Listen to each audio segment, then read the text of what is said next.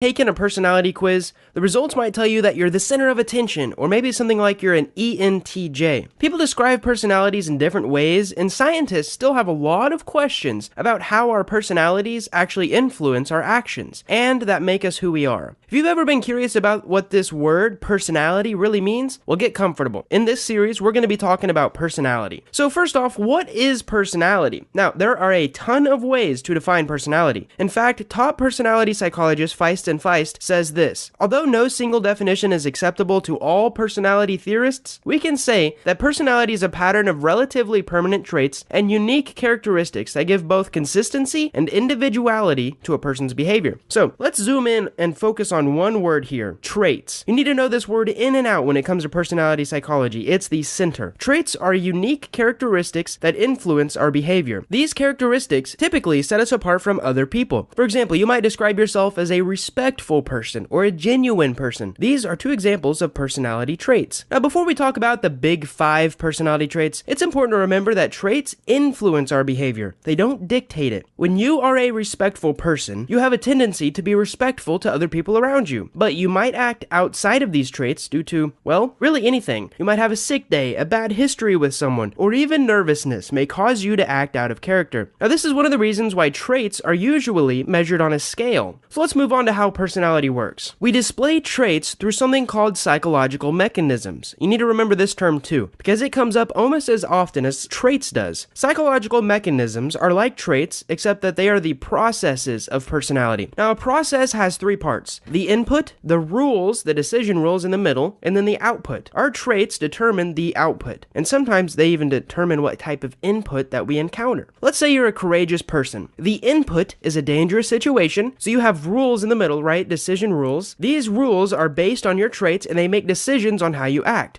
So the output, if you're a courageous person, is to face danger. Now, if you're not a courageous person, the output will be you fleeing the scene. So let's go over these 2 again. Traits are characteristics and are the individual words that we use to describe people. Mechanisms are the processes that people follow based on these traits. So I want to talk a little bit about the 3 levels of personality analysis. So, how do psychologists measure personality? Well, for the answer, we looked at Kluckhohn and Murray. In 1953, they published Personality in Nature, Society, and Culture. In the book, they say that every man is in certain respects like all other men, like some other men, and like no other man. So think about it. There are universal traits and mechanisms that make humans unique to other species. Like, for example, think of Maslow's hierarchy of needs. We all belong to one big group, the human race. But within our species, we separate ourselves in other groups. We might call ourselves introverts, Americans, messy people, go-getters.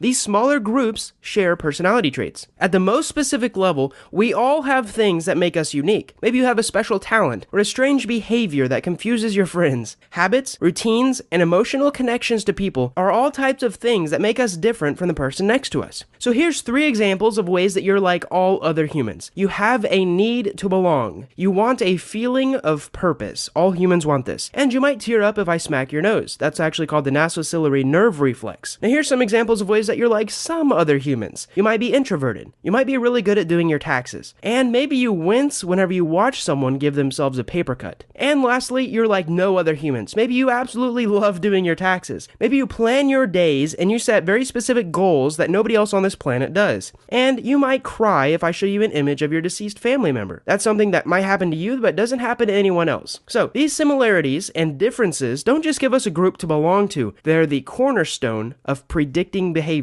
So, as you can see, a lot of personality is understanding the similarities and the differences of different people and how they act. So, let's move on to where does personality come from? You might hear your family members tell you that you have a similar personality to your mother or to your father. Now, does this mean our personality is inherited? Do we get it from our family? How do we adopt the personality traits that make us like all other people, like some other people, and like no other people? Well, there are a ton of different explanations that explain this, or attempt to explain this. Genetics is one, but environment, the experiences you have, biology, and trends going on in your culture may also explain where you get your personality traits. One interesting thought is that we co-create our personalities and the personalities of the people we interact with, so they're all changing. Now here are some common personality theories that I'm going to be going in depth into future videos. So if you haven't already and you already like this style of video, go ahead and click the subscribe button. Number 1 is trait theory, then behavioral theory, then humanistic theory, then biological theory, and psychoanalytic theory, which is basically from Freud. Now, not all personality traits are positive, but we usually prefer to talk about positive personality traits. We tend to reward people that show positive personality traits, maybe like being respectful or genuine. Now, if someone is kind, we usually reward that type of behavior by being kind back, right? Now, already you might find some arguments against this idea. Not everyone characterizes the same traits to be positive or negative. Someone may think that respectfulness is a top-tier personality trait that you need to have in culture to succeed. Someone else who has a lot of distrust in authority or the so-called system, they might view respectfulness as a negative personality trait. So, how do people form their personalities when they're both rewarded and chastised for the same trait in different situations? Well, these are some of the questions that psychologists are trying to answer. So at this point, you might be thinking, why is personality psychology important? Well, there are tons of other questions that can only be answered with research and the study of personality psychology. And I'm going to go over a few of the big ones. The first one is freedom versus determinism. So this is basically asking, do we really choose our behavior? And if we wanted to change as humans, could we actually change, or are we determined to become a specific type of person?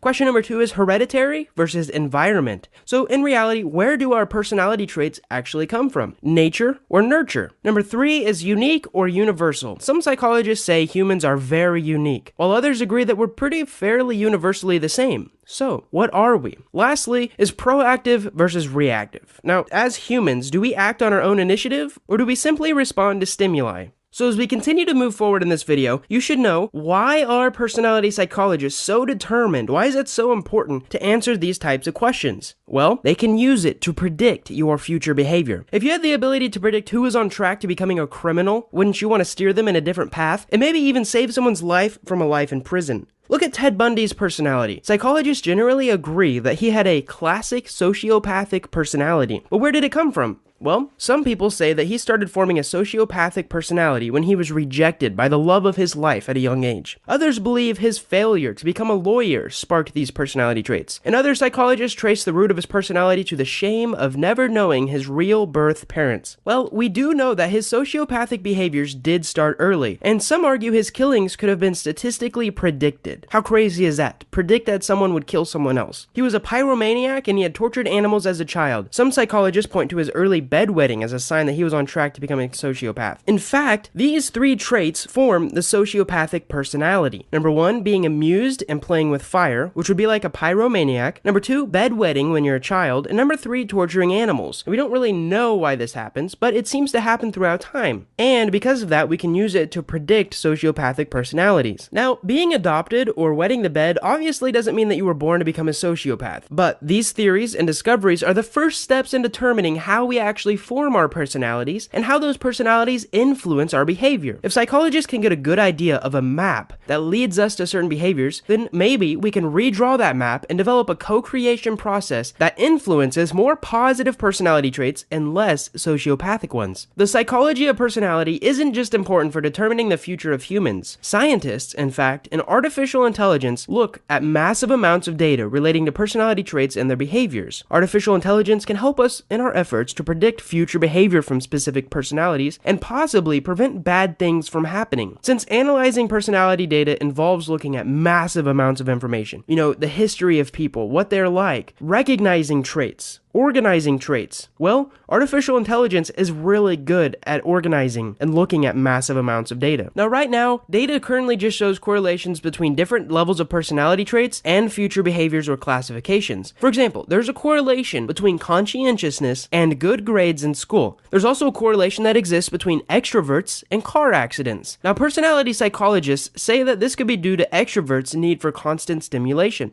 Now, data also links low agreeableness to competitive behaviors. So if you want to be an entrepreneur, you probably want to have a little bit lower agreeableness. Also, high neuroticism may predict the presence of a mental illness. In fact, high neuroticism is very closely linked to mental illnesses. Now, this list of examples goes on, but this data still isn't perfect yet. And I'll talk about all kinds of predictions you can make from your results of a personality test in future videos. So again, hit that subscribe button and that bell icon if you haven't already. Psychologists use a lot of different sources to collect this type of data. They use studies, surveys, crime data, and all kinds of other sources of information. And I'm going to attempt to explain all of this to you in an easy to understand format in the rest of this series. The results from data and studies of personality can help improve humankind. There's no doubt about that. But what have we actually collected so far? As I end this video, I want to let you know about something called the unifying theory of personality. So far, you've heard a lot of names and theories mentioned in this video. Well, you might be wondering, who can we look to for the end-all, be-all theories of how we actually develop personality traits and how we use them to make decisions? Well, it doesn't work like that yet. We have grand unifying theories that explain a lot of our questions. For example, the theory of evolution by natural selection is a grand unifying theory in the world of biology. We're still looking for a theory like that in personality psychology. Think of a grand unifying theory of personality like a bunch of blind men trying to feel an elephant. One man walks up to the elephant from the front, and it feels its long nose. This blind man says the elephant is much like a snake. Another man walks up to the elephant from the side. He says the elephant is very much like a large cow because that's what he can feel. The last blind man walks up to the elephant and feels his ear. He says, much like a land-dwelling stingray this is. Now each man is only touching one part of the elephant, so they don't fully understand what a whole elephant looks like. Similarly, the theories that we use to describe personality are much like this. They only touch a specific part of our personality. An elephant is a combination of a large round body, a long snake-like nose, and big flappy ears. Personality is likely made up of biological, behavioral, and cognitive aspects. So you should know that we do have a grasp on different elements of personality psychology. And again, in this series, I'll take you through the elements of trait theory, behavioral theory, humanistic theory, biological theory, and the infamous psychoanalytical theory. Right now, we believe that those theories may play a part in the grand unifying theory of psychology, but there's still a lot of research to be done. And lastly in this video, I want to talk about the big 5 personality traits. So trait psychologists have been trying to create a concise list of personality traits that can be used to describe the basics of anyone's personality. After coming up with lists of thousands of words and then 16 words and then 3, well, top psychologists have settled on a happy medium, 5 traits. You should keep these big 5 traits in mind as you start to evaluate your own personality. Many people use an acronym to remember the big 5, OCEAN or CANOE. The big 5 personality traits are openness, conscientiousness, extroversion, agreeableness, and neuroticism. And I'll explain more of these in depth in another video. Each of these traits has a polar opposite. The opposite of extroversion is introversion. Now, trait psychologists believe that we all lie somewhere along a scale between each of these big 5 traits and its opposite. So example, you're not an introvert and you're not an extrovert, but maybe you're 25% extroversion and 75% introversion. Now, here's a little bit of my own thoughts. There's not very much research on this, but I think one of the main things in self-improvement is learning to push the boundaries of your personality. So you might be a 0.7 introverted. Well, over time, as you improve yourself, you can extend your range from 0.5 to 0.9. And depending on your situation, you can change, you can become a chameleon and push your boundaries. So as I end this video, I want to let you know that this research is really exciting. I had a ton of fun going through all these textbooks and learning all this type of stuff. Imagine what could really happen if we fully understood self-esteem or trust or even leadership traits. If you want to, watch the rest of the videos in this series to learn how predictable that you really are, and if you can actually change your personality or if your future is set in stone. If you enjoyed this video, feel free to watch some of the other videos in this personality series, and if you want to learn more about your own personality, check out my free 3-in-1 personality quiz in the description below. It basically combines 3 of the major personality quizzes into one